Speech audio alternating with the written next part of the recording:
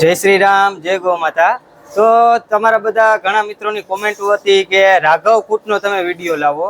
તો આજે આપણે આવી ગયા છીએ શ્રી ભોજલ ભગવતી ટ્રસ્ટ અમૃતવેલ.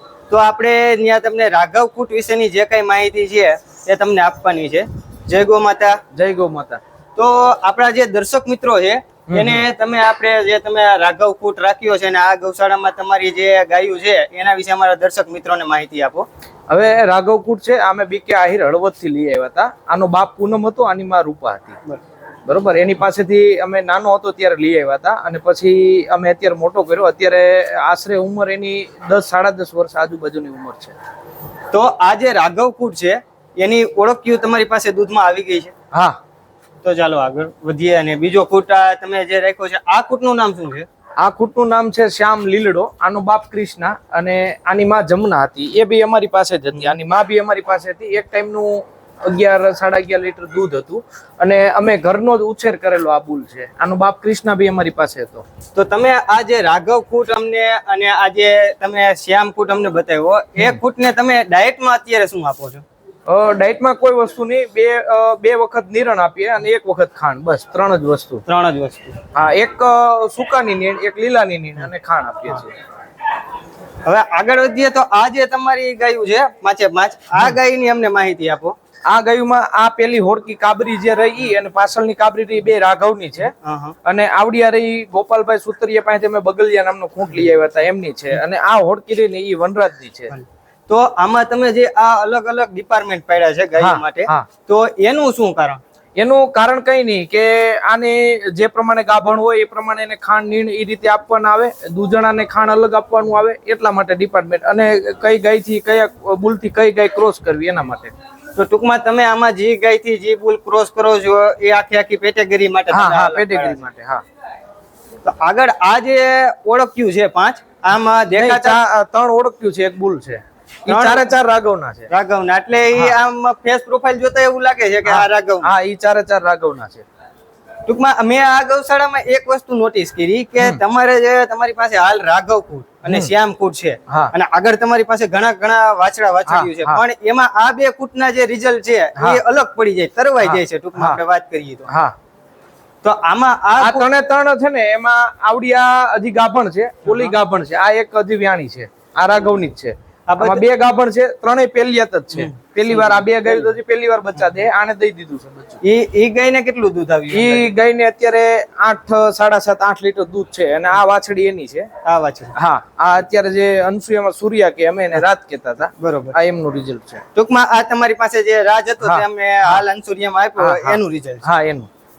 આગળ વાત કરીએ તો આ કૂટની અમને પેટીગરી આપો. આ તમે જે તમારી આગળ ભવિષ્યનો જે કૂટ તૈયાર થાય છે. હા, હા. એ આની માં હતી ને એ રાઘવની હતી અને આનો બાપ રાજ છે, જે માંડવા રાજ. હા, ઈ આનો બાપ છે. પણ આની માં હાઈ ક્વોલિટી, એટલે કે અમારી ગૌશાળામાં ટોપ લેવલની ગાય હતી ને એ ગાય અમે 4 લાખ રૂપિયાની ભરતભાઈને આપી. આપણે ભરતભાઈ પોરબંદર, રતિયા. હા. હવે આ કૂટ છે એની માને અંદાજિત દૂધ કેટલું? આની માને અંદાજિત દૂધ 13 થી 14 લીટર એક ટાઈમ. હા. તો આગળ ભવિષ્યમાં તમે આ કૂટ વાપરો તો દૂધમાં આગળ વધારો થાય અને કલરમાં, બોડી ફિટનેસ બધી રીતે બહુ સારું.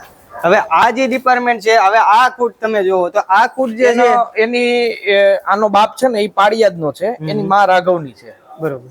અને એ અમે કડીથી લઈ આવ્યા છીએ, મતલબ બુલ ઉછેર માટે. હાલ તમે એક વાછડો લઈ આવ્યા એટલે ટૂંકમાં તમે બુલ તમારે જોઈએ એવો તમે અહીંથી વાછડાથી ઉછેર કરી? અમે અમારી હાથે જ ગાયનું દૂધ બધું જોઈને કેટલી બીમાર પડે છે એ પ્રમાણે જ એનો ઉછેર થાય. ઉછેર કરી પછી તમે આ રાઘવની છે, આ રાજની છે, પછી આ બી રાઘવની છે, આ બી રાઘવની, ઓલી રાઘવની, આ રાજની છે.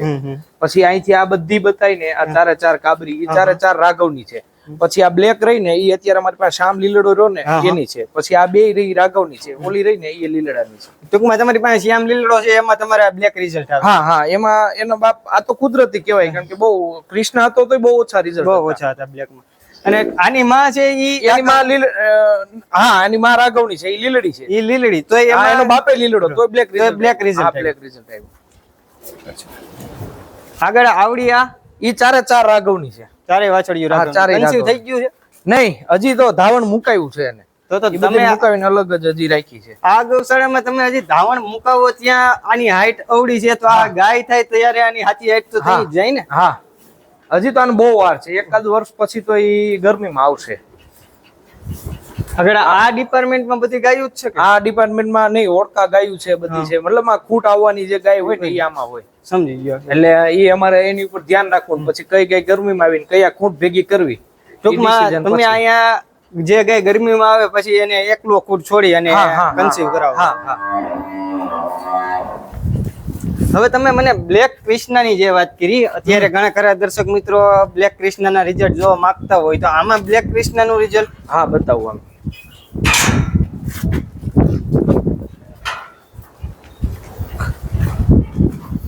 આ આખી બ્લેક રહી ને, આ 5 મહિનાની અત્યારે ગાભણ છે. આ કૃષ્ણાની છે, આ બી કૃષ્ણાની છે. આ બ્લેક કૃષ્ણના આ બે છે. હા, આને લગભગ 5મું વેતર છે અને આ 4થું વેતર બચ્ચું દે છે. 4થું વેતર. હા રહી નહીં, હા કૃષ્ણાની. એને જોઈ લ્યો, આ વડર ફિટનેસ બધી રીતે. આની વાછડિયું જે આવી તમારી પાસે બ્લેક કૃષ્ણની, એ કેટલું અંદાજિત દૂધ આપે છે? હવે આની વાછડી તો આની એક આવી ગઈ છે, આની હજી વાછડી એક મિલ્કમાં નથી આવી. આની એક વાછડી આવી ગઈ છે, એને તે હમણાં બતાવું તમને. એની અડર ક્વોલિટી આવું બધું બહુ વ્યવસ્થિત. આ કૃષ્ણાની છે, આની અંદર જે બચ્ચું આવ્યું એ રાઘવનું છે. રાઘવ. હા, ટૂંકમાં ઓલી રહી ને એ રાઘવની છે. આ લાલ રહી આ બી રાઘવની છે. આ રાઘવની છે. હા, રાઘવમાં હાઈટ તો પૂરી થઈ જાય. હા, આ હજી પહેલી હાથ જ છે. હજી આ પહેલી વખત ત્યાં છે. આ ઓળખું જ છે. આ હજી ઓળખું જ છે. આના માનો ને કે 3.5 વર્ષ આસપાસ છે. હજી આને એકાદ મહિના જેવી વાર છે. 3.5 વર્ષમાં એટલી હાઈટ બહુ ઓછી જોવા મળે. હા હા, બહુ ઓછી, બહુ ઓછી. પણ અમે પહેલેથી દૂધ ખાણ બધી રીતે એની માવજત પ્રમાણે. ટૂંકમાં આને વાછડું, તમે એક વાત કરું તમને, આવું હાઈટ વાળું વાછડું કરવું હોય તો એને વધારેમાં વધારે શું ખોરાક દેવો જોઈએ? અમે એને એક મહિનાનું થાય ને ત્યાં સુધી માપે દૂધ આપીએ, પછી જેટલું પીવું એટલું આપીએ. એટલે પાચન શક્તિ એની આવી જાય, પછી જેટલું પીવું પછી એને જોઈએ એટલું દૂધ પીવું. હા, દૂધ જોઈએ એટલું પીવાનું. ખાંડ નીણ બધી, નીણ મૂળ 2 વખત જ કરી, 1 વખત ખાંડ, પણ જેટલું ખાય એટલું. હવે અહીંયા આગળ આ તમે અમને આ બધી જે ગૌશાળાની ઓળખ્યું બતાવી, એ ઓળખ્યું કેટલા સમયમાં ગરમીમાં આવીને કન્સીવ થાય છે? 2.5 વર્ષથી 2.5 વર્ષે. 2.5 વર્ષથી 2.5 વર્ષે કન્સીવ થાય છે. પછી અમારે હાર્ડ બોડી વધારવી હોય તો એને અમે 3 વર્ષ સુધી થવા ન દઈએ. ટૂંકમાં તમે ચોઈસ કરેલી જે વાછરડી હોય એને 3-4 વર્ષ સુધી તમે કન્સીવ ન થવા દઈએ. હાર્ડ બોડી પૂરી આવે પછી જ થવા દઈએ. આ તમે કહી શકો કે અહીંયા જે મોટી ગાયું છે એ જ રાખો છો ને અહીંયા? હા, શરૂઆતની ગાયું છે. હા હા, આ બધી મોટી ગાયું.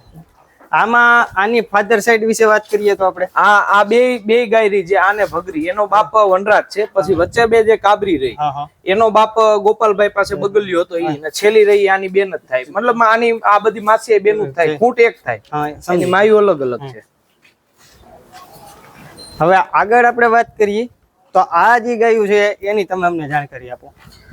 આ પહેલી બે જે કાબરી દેખાય ને, આ બે રાઘવની છે. આવડી આ બી રાઘવની છે. ઓલી પાછળ વહી ગઈ એ બી રાઘવની છે. જો એની બધાની અડર ક્વોલિટી, બધાની એવી બીક હતી કે આમાં તૂટલ આવા આવશે ને આ આવશે ને તે આવશે, પણ એવું કશું છે નહીં કઈ. એકોય ગાય ને આ બે બી રાઘવ. આ લીલડાની છે. હા હા, એની પછીની બધી રહી ને એમાં આનો બાપ એક અલગ છે, બાકી બધી રાઘવની જ છે. આનો એકનો જ બાપ અલગ છે. આ મેં ગાય જામકાથી શરૂઆતમાં લઈ હતા, એના પેટમાં બચ્ચું આવ્યું, એટલે આના બાપની પૂરી આપણને માહિતી દીધી નથી. ટૂંકમાં આ તમે ગાય એક લીધેલી હતી, એના પેટમાં બચ્ચું આવ્યું, ટૂંકમાં કેનાથી કન્સીવ થઈ આપને કઈ ખ્યાલ નથી. હવે આ જે સુંદર મજાના વાછડા વાછડિયું છે એની તમે અમને માહિતી આપો. એમાં આ મોટો બચ્ચું રહ્યું ને, આ રાઘવનો વાછડો છે. પછી આ બધા નાના બચ્ચા જે બતાય ને, બીજા બધા એ બધા બચ્ચા સૂર્યા અને અમે રાજ કેતા, એના બચ્ચા છે. આ લીલડું રહ્યું એ લીલડા ખૂંટ છે અત્યારે અમારી પાસે, આમ એનું બચ્ચું છે. આગળ આ ગાય આ રાઘવની. પછી આ આપણે અત્યારે અમારી પાસે બીજો એક બુલ હતો લાલ કલરનો, એની છે. પછી આ રાઘવની છે. આ પેલી રહી એ બી રાઘવની છે. આ લીલડી રહી રાઘવની, આ કાબરી રહી એ રાઘવની છે. આવડી આ બી રાઘવની છે. આ જે લીલડી બતાવી ને આ કૃષ્ણાની છે. આ કૃષ્ણાની. હા, એની બાજુની જે બતાય એ બી કૃષ્ણાની છે. એની બાજુની બતાય એ બી કૃષ્ણાની. છેલ્લી રહી રાઘવની છે. આ લાડલી. આ લાડલી. આ તમારે હા આ અત્યારે મિલ્કમાં આવી ગયા લગભગ 3.5-4 મહિના થઈ ગયા. લાડલીનું કેટલું મિલ્ક છે? આનું અત્યારે એક ટાઈમનું 12 લીટર. અત્યારે આ ચોમાસું ને વિયાણ ને વધારે ટાઈમ થઈ ગયો એટલે અત્યારે 3 આચળે 9 લીટર દૂધ તો હાલ છે જ તે અત્યારે. એટલે તમે વાત કરીએ તો એક વિડીયો બહુ વાયરલ થયો તો આ લાડલી. હા આ એ જ લાડલી ને? હા, બહુ નાની હતી. હા, બહુ નાની હતી. હા, બહુ મિલ્કમાં અને અડર ક્વોલિટી બહુ સારી હા. છે. રાઘવના બધાય બચ્ચાનું અડરમાં તો કઈ કહેવા પણ નથી. આગળ આ બધા વાછળ્યું આમાં જે આ મોટી જે રહી ને આ શ્યામની છે, આ બેઠી એ બી શ્યામની છે, આ બેઠી એ બી શ્યામની છે. બાકી બીજા બધા એ બધા રચા રાજના છે. રાજના. આગળ આવડિયા આ ઊભી ને આ રાઘવની છે. આવડિયા. હા, જો એનો અડર ક્વોલિટી આ વાચળ.